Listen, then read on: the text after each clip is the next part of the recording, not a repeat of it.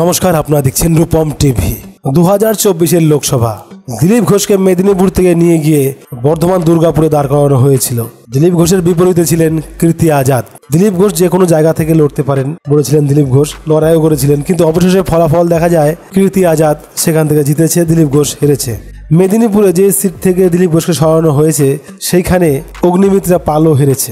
এবার দিলীপ ঘোষ মুখ খুলতে শুরু করলেন। মেদিনীপুর থেকে দুর্গাপুর সরানো হয়েছে তাকে, এটা সম্পূর্ণটা একটা চক্রান্ত। দিলীপ ঘোষ পরিষ্কার বলছেন, ওল্ড ইজ গোল্ড, মানে পুরনো চাল ভাতে পারে। পুরনো নেতাকে বাদ দিয়ে, পুরনো কর্মীকে বাদ দিয়ে দল কখনোই চলতে পারে না।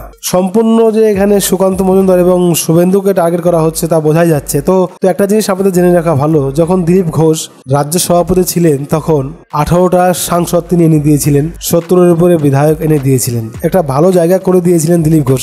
সেখান থেকে দলকে আরো ভালো জায়গায় নিয়ে যাওয়া উচিত ছিল সুকান্ত মজুমদারের। তো আপাতত রেজাল্ট খারাপ হয়েছে 24-এর লোকসভার, 18 থেকে 12 হয়েছে। এরকম একটা পরিস্থিতিতে রাজ্য সভাপতি বদলানোর একটা সম্ভাবনা রয়েছে। সেইখান থেকে দিলীপ ঘোষ পুনরায় রাজ্য সভাপতি হবেন কিনা এটাও একটা জল্পনা উস্কে দিচ্ছে বিভিন্ন ঘটনা। তবে এটা ঠিক, দিলীপ ঘোষ কিন্তু মুখ খুলছেন বারবার এবং তিনি যে দলের দায়িত্ব নিতে চাইছেন পুনরায়, এটা বোঝাই যাচ্ছে। তো পুনরায় দিলীপ ঘোষ রাজ্য সভাপতি হবেন কিনা সেটা সময় বলবে।